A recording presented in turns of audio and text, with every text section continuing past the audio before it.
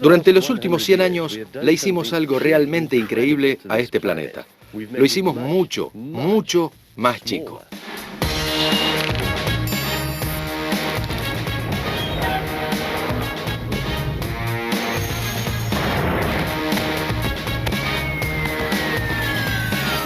Los inventos del siglo XX.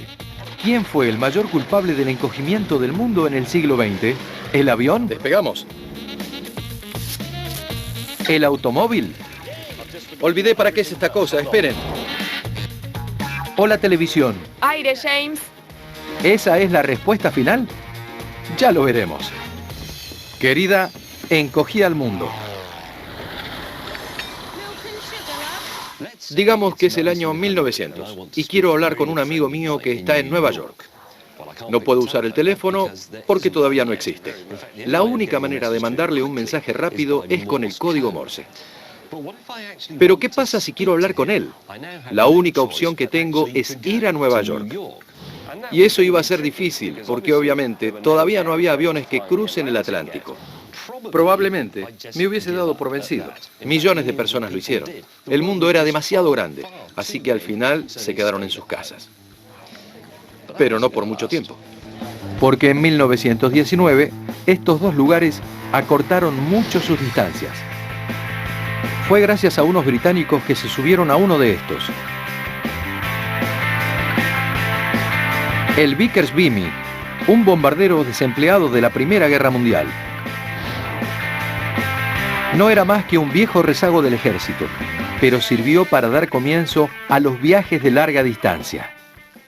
En Newfoundland, en una fría noche de junio de 1919, dos británicos, llamados John Alcock y Asa Winton Brown, intentaron lograr algo que hasta ahora nadie había hecho.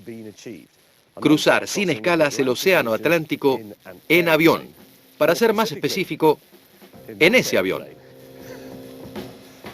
Mírenlo. Este avión es una réplica del Vimy, pero muy fiel al original. Solo pensar en volar en él es bastante aterrador. Para empezar, hay que sentarse afuera. Alcock y Brown viajaron 3.000 kilómetros sobre un océano helado, pero estaban preparados para todo. Tenían un par de sándwiches de jamón y un termo lleno de caldo. Se dice que la fortuna favorece a los valientes, y Alcock y Brown se dieron cuenta de que podían sacar una buena tajada de esta gran aventura, porque el diario Daily Mail había ofrecido un premio equivalente a 1,5 millones de libras actuales para la primera persona que cruzara el Atlántico sin escalas. Para ese entonces, Alcock y Brown estaban preparando su avión. La competencia se había prolongado durante 6 años y muchas personas habían fracasado. Pero eso no los desanimó, porque eran hombres y eran británicos. Y para ser honesto, no tenían plata. Después de luchar casi 16 horas para mantenerse en el aire, Alcock y Brown aterrizaron en Irlanda el 15 de junio de 1919. No fue un aterrizaje perfecto, pero cualquier aterrizaje del que puedas salir caminando es bueno. El vuelo transatlántico en avión era una realidad. Pero muchos pensaron que el avión no era la mejor forma de volar. Su competencia era un monstruo que había estado dominando los cielos desde principios de siglo. Un monstruo que vivía acá, el dirigible. En los años 20 y 30, Cardington fue el hogar de la industria británica de los dirigibles, pero para ser honesto, jamás pudieron superar la calidad de los zeppelines alemanes. Y el zeppelin más grande de todos fue el Hindenburg. Hasta 1937 transportaba pasajeros entre Alemania y Nueva York. De hecho, los zeppelines podrían haber seguido encogiendo al mundo de no haber sido por un problema fatal, el hidrógeno que lo hacía flotar. Ese es un globo lleno de hidrógeno. Esta es una ballesta y esa es una flecha de fuego. Ahora la voy a encender.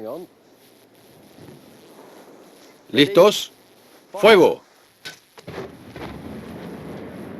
Obviamente los alemanes no eran estúpidos y sabían que esta cosa era peligrosa, así que tomaron algunas precauciones.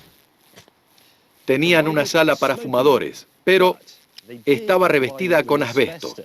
Solamente podía haber un encendedor a bordo. Era este. y estaba encadenado a la mesa de la sala de fumadores.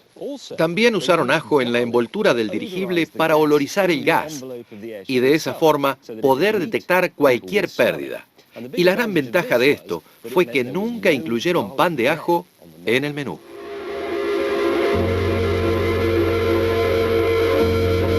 Pero por más precauciones que tomaran, los dirigibles estaban expuestos a sufrir un accidente. Y así fue, cerca de Nueva York.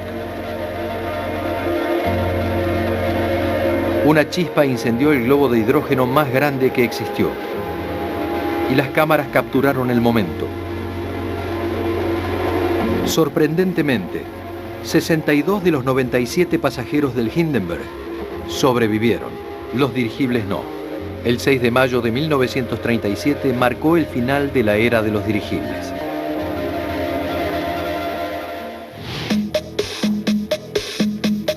Ahora, solamente los aviones dominarían el cielo. Aviones como el de Havilland Dragon Rapid. Este avión en 1930 estaba hecho con madera y tela, pero el concepto en realidad era muy avanzado.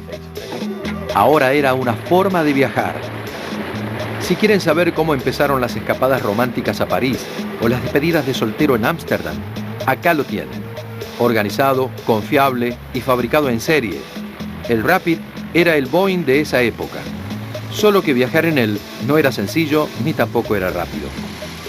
Hay que esperar un poco hasta que se calienten los motores. Me imagino que las personas que subían a este avión por primera vez estaban absolutamente aterradas. Se pueden ver los caños de metal con un poco de resina. Así estaba construido. Esa era la tecnología de la Primera Guerra Mundial.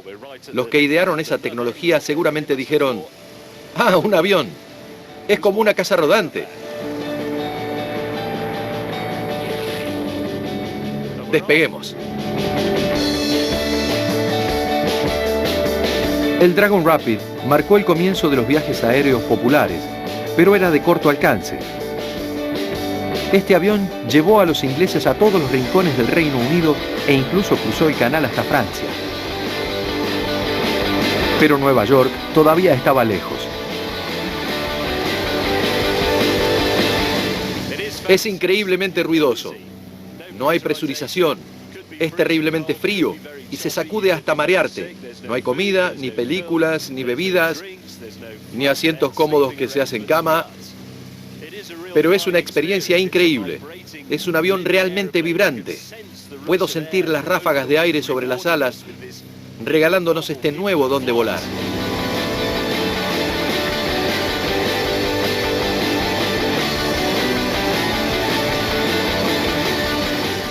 Vamos a aterrizar sobre el pasto, como lo hacían en 1930.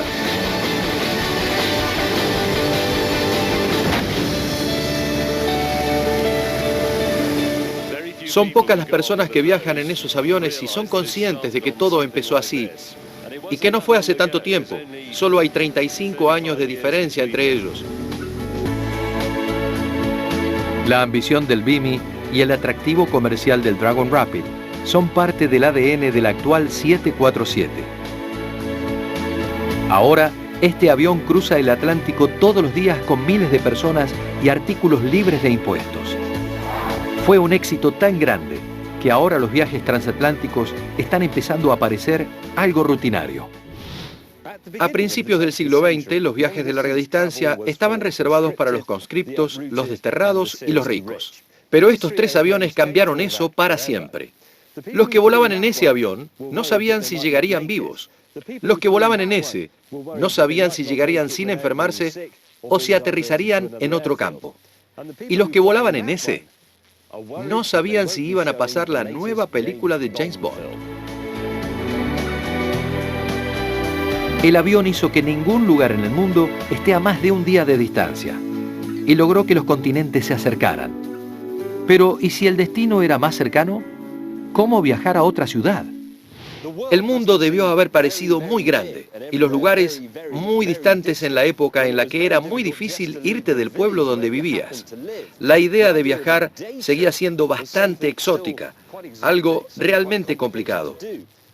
Así que la mayoría se quedaba en su casa mirando televisión, solo que la televisión todavía no existía. Supongo que se divertían bailando. Hasta que en 1908 llegó el Ford Modelo T, el primer auto que fue producido en masa para un mercado masivo. La idea era que cualquiera podía agarrar su canasta de comida e irse de picnic en el auto. Vamos a ver cómo funciona. Primero hay que asegurarse de que esta palanca esté hacia atrás, que significa que está en neutro y con el freno de mano. Hay que poner el avance del encendido en el medio, mover esta palanca, que es el acelerador, y asegurarse de que la mezcla entre aire y combustible sea rica con esta perilla de bronce. Acá abajo hay que abrir la tapa del depósito y la válvula de combustible. Listo. Magnífico. Y ahora vamos a cebar el motor. Este es el cebador. Hay que empujarlo hacia afuera. Giramos esto para que pase un poco de combustible. Todavía no puede arrancar. El combustible ya pasó. El cebador está cerrado. Voy a encender el interruptor. Activo la batería del lado de la bobina, no del magneto, si no, no va a arrancar y listo. Es importante no usar el pulgar para no quebrarlo si la manivela retrocede violentamente. Muy bien, ahora sí. Primero me voy a asegurar de que esta palanca esté hacia atrás, o sea, en neutro, y con el freno de mano puesto. Eso es importante porque si no está en la posición correcta, cuando enciendas el motor el auto inmediatamente se les va a ir encima. Y de hecho, eso solía pasar con mucha frecuencia. ¿Listo? Bien.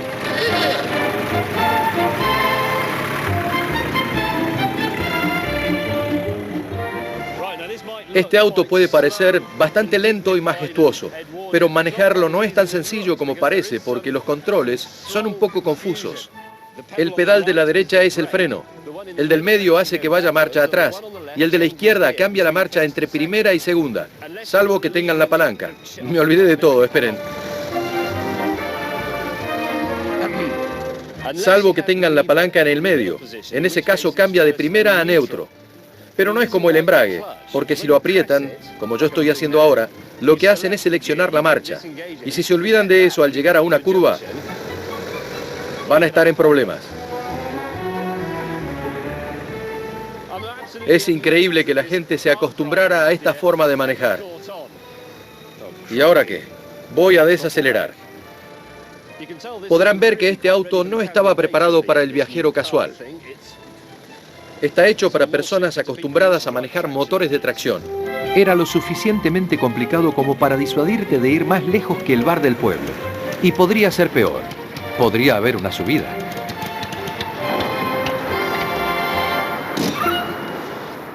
El problema es que el tanque de combustible está debajo del asiento.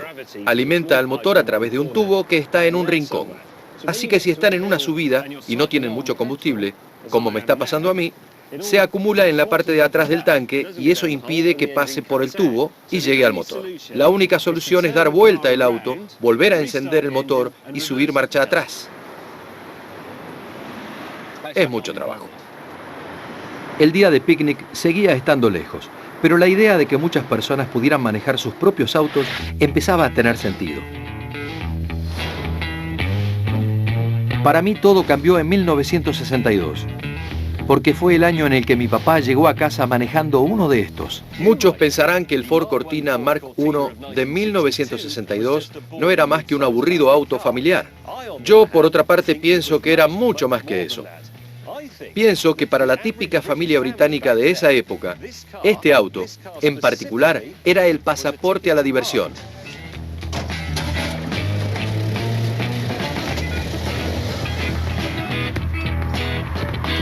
Los fanáticos de los autos podrán haber notado que este es el particular Lotus Cortina, pero hasta el más humilde de los modelos cautivó a los británicos. Lo que más me gusta de este auto está perfectamente resumido en el nombre, porque antes los autos británicos llevaban el nombre de aburridas ciudades universitarias o sedes de gobierno. Estaba el Oxford, el Cambridge, el Westminster, pero a este lo llamaron Cortina. Ese era el nombre de un centro turístico de Italia donde la gente tomaba helados bajo el sol. Este auto no estaba hecho para llevar a la gente a su trabajo, estaba hecho para manejarlo por puro placer. Era un auto que hacía que las personas dijeran: vamos a pasear. Y miles de británicos lo hicieron. El Cortina se convirtió rápidamente en el auto más popular del país.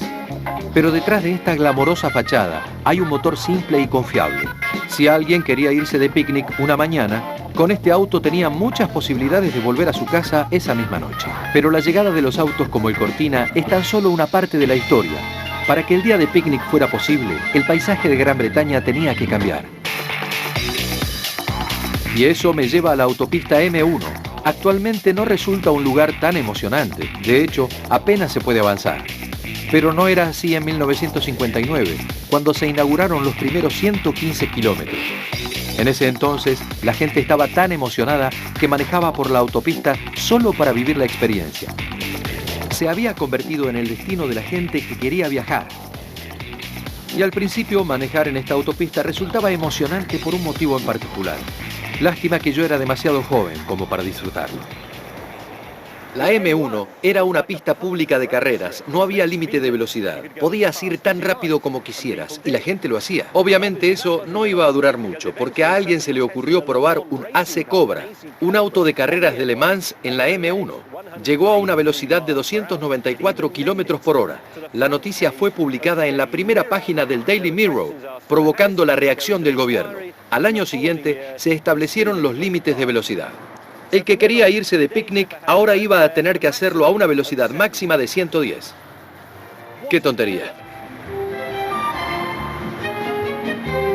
Manejar autos y volar en aviones fue muy útil, pero había otra forma de encoger al mundo, trayéndolo hacia nosotros. Teníamos un buen motivo. Nos encantan los chismes. Quise decir, las noticias políticas y deportivas. Joe.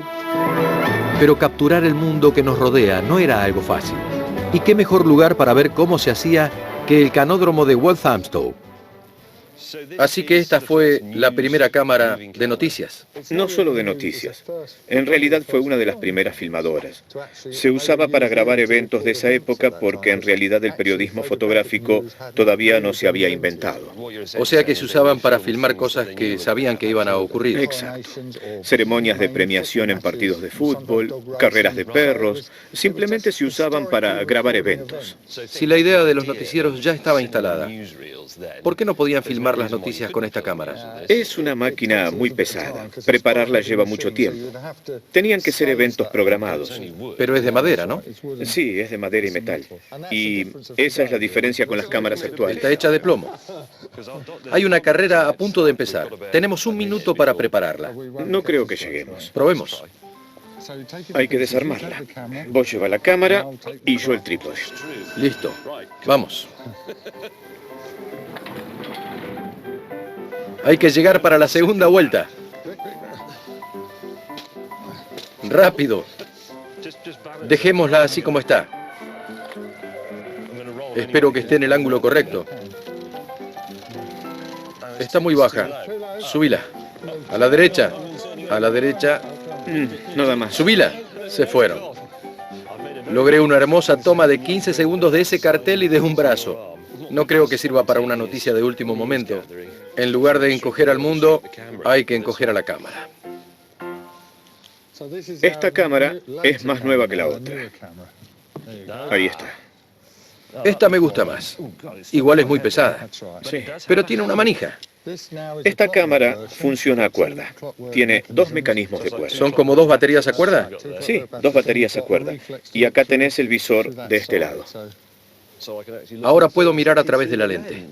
Exacto. Así que con esta cámara se dieron cuenta de que además de filmar eventos programados, podían filmar noticias, porque es portátil. Así es. ¿Tiene película adentro? Sí, 60 metros de película en blanco y negro. Igual que en la época en que se usaba. Está lista para filmar. 2 minutos. 2 minutos. ¿Puedo filmar una noticia corta sobre esta carrera de perros? Inténtalo. Estas cámaras llevaron las noticias a millones de personas durante la primera mitad del siglo. Pero con solo 200 copias para unos 4.500 cines, podían pasar semanas antes de que supieras lo que pasó en el canódromo. Sonrían, ¿Qué les parece? Una toma del perro ganador junto a su dueño. sonrían y pongan cara de triunfo.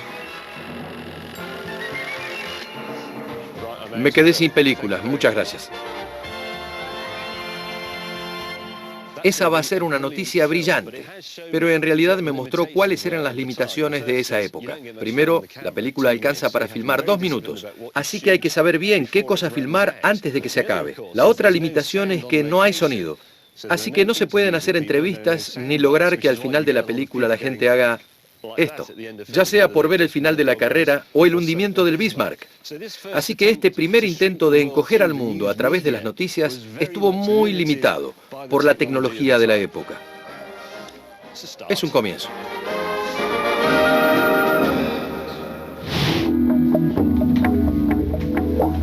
La televisión cambió todo. Introdujo la idea radical de que todos podrían ver el mismo noticiero al mismo tiempo. Son las 9:30 de la noche. Y este estudio se está preparando para salir al aire en 1 hora. Pero me dieron un par de minutos para mostrarles la historia de la televisión en 3 videos cortos. Aire, James. La primera emisión programada de televisión fue en 1936. Solamente había un canal, pero 2 formatos completamente diferentes. Y como nadie podía decidir cuál de los 2 era mejor, transmitieron en los 2 formatos, pero en diferentes semanas. Imagen y sonido funcionando. La estación sale al aire. Uno de los formatos usaba un disco mecánico giratorio para capturar la imagen. Todo el que aparecía en este formato, y no lo estoy inventando, tenía que usar maquillaje azul y amarillo para que su cara sea visible en la pantalla. Era obvio que el otro sistema, que era electrónico, iba a terminar ganando. Y a decir verdad, la televisión no tuvo un buen comienzo. Los eventos tampoco ayudaron. Durante el suceso más importante del siglo, la Segunda Guerra Mundial, todas las emisiones programadas se interrumpieron, las pantallas se quedaron en blanco y todos volvieron alegremente a sus viejas radios. Después de la guerra, iba a ser necesario un gran evento en vivo para volver a empezar. Ese evento fue cortesía de la gran casa real Windsor. La coronación de la reina en 1952 fue el gran evento.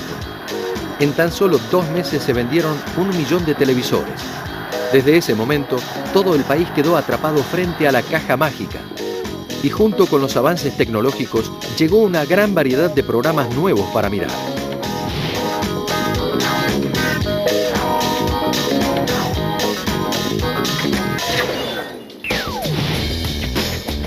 Todo este asunto de salir a recorrer el mundo y traerlo hacia nosotros provocó un cambio radical en nuestra mentalidad. Sin embargo, en 1969, las 2 formas de encoger al mundo estaban listas para dar un gran salto. La primera propuesta fue el Concorde. ¡Vuela el Concorde! ¡Por fin está volando! La idea era reducir las horas de viaje a la mitad. La segunda propuesta fueron computadoras que pudieran comunicarse entre sí en todo el mundo. Supongamos que quieren invertir el dinero que tanto les costó ganar en la propuesta más prometedora. En esa época era muy obvio. En 1969 el futuro era supersónico. 4 turbinas Rolls-Royce, con posquemadores que proporcionan suficiente empuje como para llegar a la velocidad Mach 2, o 2.170 kilómetros por hora. Vuela a una altitud de 18.000 metros, casi hasta el borde del espacio. Más alto que eso y todos los pasajeros serían considerados astronautas. Este avión podría llevarlos de Londres a Nueva York en menos de 3 horas.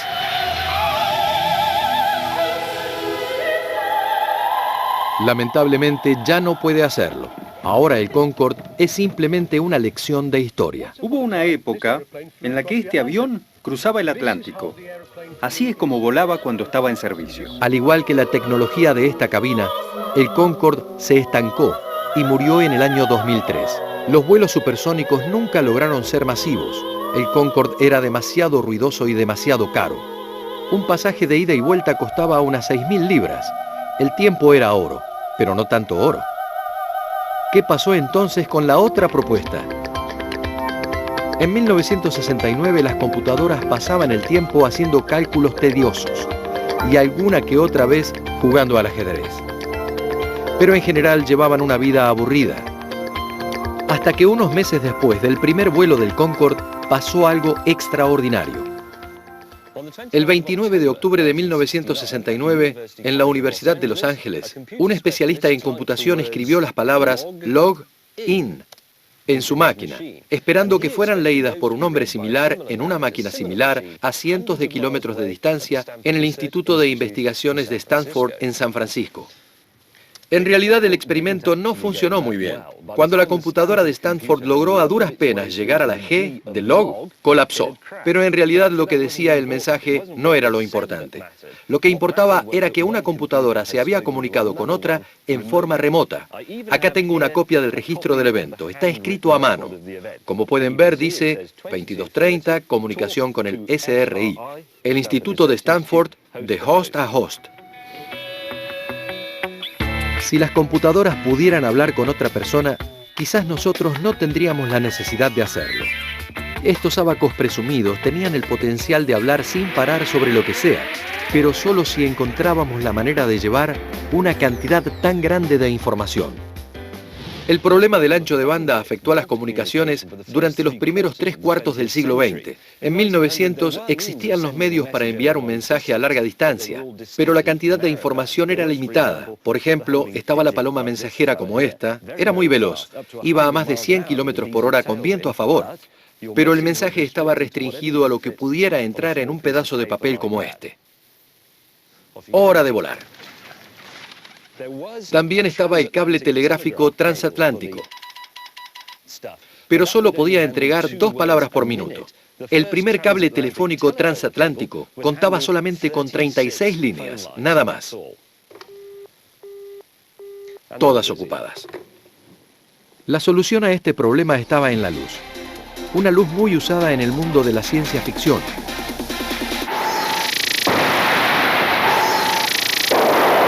El láser.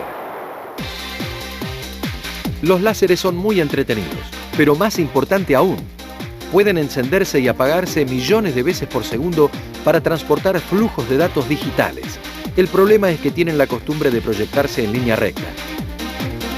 Pero al ponerlos en un conducto de fibra de vidrio, pueden ser manejados libremente. Ahora viajan por todo el mundo atravesando los continentes. Una sola fibra óptica puede proporcionar 6 millones de conversaciones telefónicas simultáneas. Como pueden ver, estas luces de las discotecas son responsables de una revolución. Podemos administrar un negocio en la India sin movernos de nuestra casa, encontrar a nuestra alma gemela en Sudáfrica, invertir en una propiedad en Chipre o mirar videos de extraños como si fueran nuestros mejores amigos. Creo que necesitamos salir un poco. Piensen en esto. ¿No les parece raro que en la búsqueda de encoger al mundo, este pedazo de cable glorificado triunfara ampliamente sobre ese magnífico avión supersónico? Me parece que pasamos los primeros 3/4 del siglo XX tratando de recorrer el mundo, queriendo ver todo. Y en las últimas décadas nos dimos cuenta de que podíamos hacer que una gran parte del mundo fuera hacia nosotros con este cable óptico, y no necesariamente. Iba a decir algo, pero olvidé apagar mi teléfono, perdón. Esto es poco profesional. Hola. ¿Cómo estás? ¡Qué irónico! Estaba hablando sobre encoger el mundo y justo me llamás desde tan lejos. ¿Qué hora es allá? Buen día, entonces. Acá todavía es de noche.